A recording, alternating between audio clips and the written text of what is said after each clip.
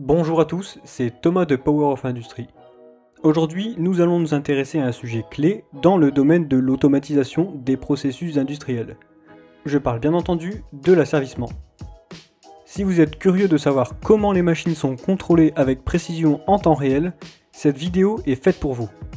Nous allons explorer les principes fondamentaux de l'asservissement industriel, ainsi que les avantages et les applications dans l'industrie.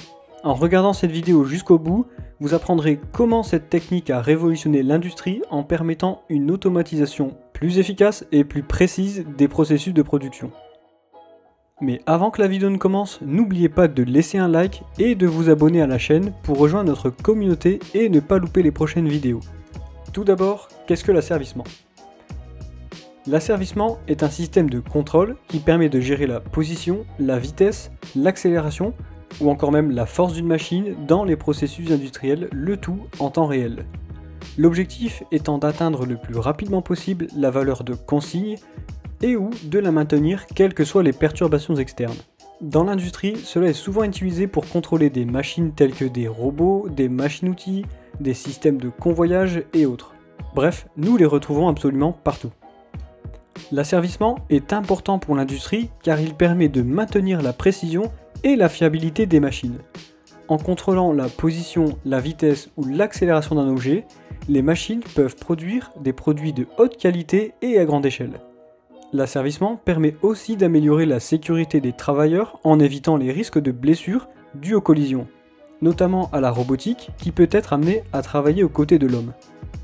Son fonctionnement est différent selon le type d'asservissement que l'on utilise. On retrouve le contrôle dit à boucle ouverte et le contrôle à boucle fermée. Le système d'asservissement en boucle ouverte est un système de contrôle dans lequel la sortie du système est contrôlée sans utiliser de rétroaction de la mesure de la sortie.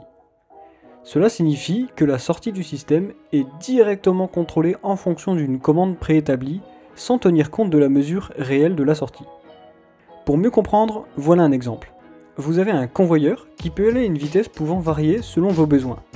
Ce convoyeur est entraîné par un moteur, lui-même contrôlé par un variateur. Connaissant le système, vous savez qu'avec une consigne à 0%, le convoyeur n'avance pas, et qu'avec une consigne à 100%, votre convoyeur avance à sa vitesse maximale. Il est donc possible de prédéfinir une consigne en fonction d'une vitesse souhaitée. Le contrôle se fait donc uniquement via le variateur et ne prend pas en considération les événements extérieurs. L'inconvénient, c'est que si un quelconque événement extérieur survient, comme par exemple un durcissement de la mécanique ou un dysfonctionnement dû à son usure, le système peut être impacté avec des ralentissements ou des saccades sans que cela ne soit compensé par le variateur via un retour d'information de la vitesse. C'est pour ça qu'en général, le système d'asservissement en boucle ouverte est utilisé lorsque le système à contrôler est bien compris et que les perturbations externes sont négligeables. Pour remédier à ce problème, il est nécessaire de passer sur un système d'asservissement à boucle fermée.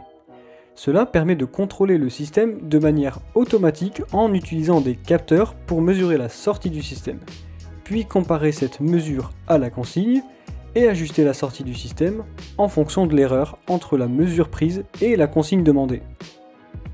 Si l'on reprend l'exemple précédent, cela équivaut à mettre en place un capteur de vitesse sur le convoyeur, puis d'exploiter cette information pour connaître sa vitesse à l'instant T, dans l'objectif bien sûr d'agir en conséquence.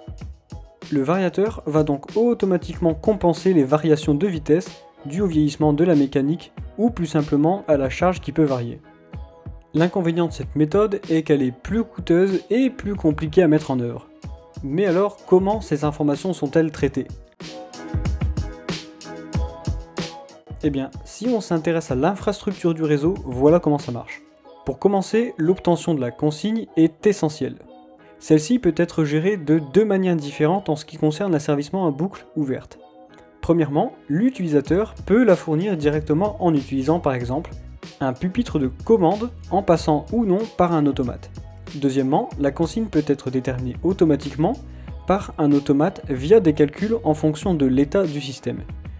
Puis une fois la consigne établie, elle peut être envoyée à l'équipement que l'on veut commander.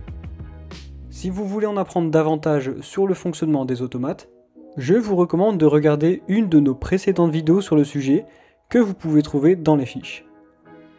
Pour en revenir à la consigne, celle-ci peut être envoyée sous différentes formes. On peut retrouver alors du 0,10 V, 4,20 mA ou 0,20 mA. Une fois que l'automate a reçu la commande, le programme la traite la plus rapidement possible afin de déterminer la consigne correspondante qui sera envoyée via une des sorties analogiques de l'automate.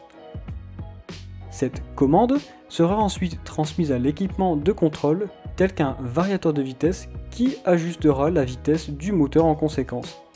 En ce qui concerne l'asservissement à boucle fermée, c'est le même principe, mais cette fois, la consigne est renseignée par un capteur en temps réel. Il faut bien comprendre que l'objectif d'un système asservi, c'est d'avoir un retour d'information la plus proche possible de la consigne. On va donc pour cela respecter ce qu'on appelle des critères de performance. On en retrouve 3. La précision, donc est-ce que la réponse du système asservi atteint-elle la valeur de consigne, que ce soit en présence ou en l'absence de perturbation. La rapidité, donc combien de temps faut-il pour que le système asservi se stabilise, et la stabilité, donc est-ce que la réponse du système asservi converge-t-elle. Pour contrôler ces 3 points, il est possible de jouer avec ce qu'on appelle les PID. P pour proportionnel, I pour intégral et D pour dérivé. On retrouve alors des systèmes asservis uniquement en P qui permet un asservissement en utilisant une boucle de rétroaction qui mesure alors l'écart entre la consigne et la sortie, puis ajuste la commande en fonction de cet écart.